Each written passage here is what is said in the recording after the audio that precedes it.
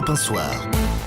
Il est 18h50, Europe 1 Soir continue avec vous, Nicolas Poincaré. C'est la fête du travail, un peu la fête de David Abiker et sa gueule de l'emploi. Eh bien oui, complètement, puisque c'est notre spécialiste du monde du travail.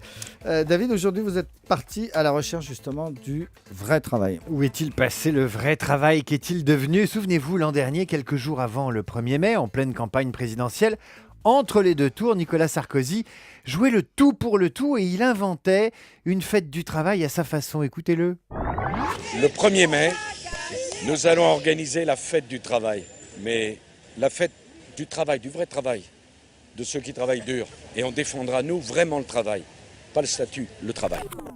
Pas le statut, le travail. Le président sortant revisitait la fête du travail pour mieux rassembler la France qui se lève tôt et qui bosse.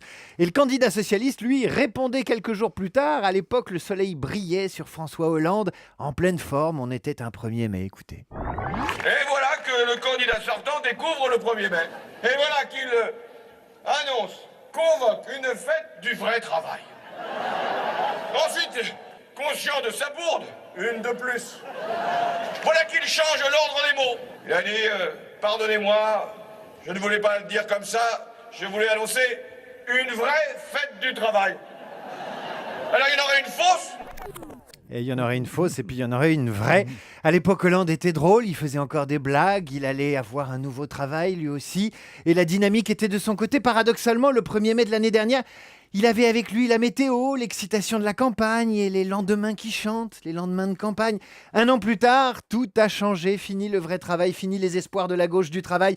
La météo n'est plus la même, il a plu toute la journée. La fête du travail 2013, ça n'est plus ce que c'était en 2012. Les syndicats ont défilé le plus souvent sous la pluie, en ordre dispersé et avec les derniers rescapés de la classe ouvrière et des plans sociaux. Le vrai travail de Nicolas Sarkozy, c'est terminé. Et la vedette à droite, c'est Marine Le Pen qui a fait travailler Jeanne d'Arc à l'œil toute la journée et un jour férié en plus.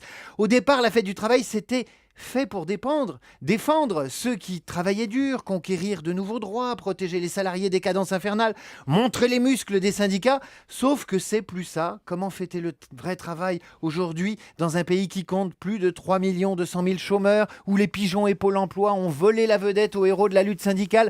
Aujourd'hui, le 1er mai, c'est un peu la génération travail qui défile devant la génération chômage. Il y a comme un malentendu, un décalage, quelque chose de surréaliste, aussi surréaliste qu'il y a un an, quand Nicolas Sarkozy inventait la France du vrai travail. Merci pour ce petit flashback sur le 1er mai de l'année dernière. David Abiker.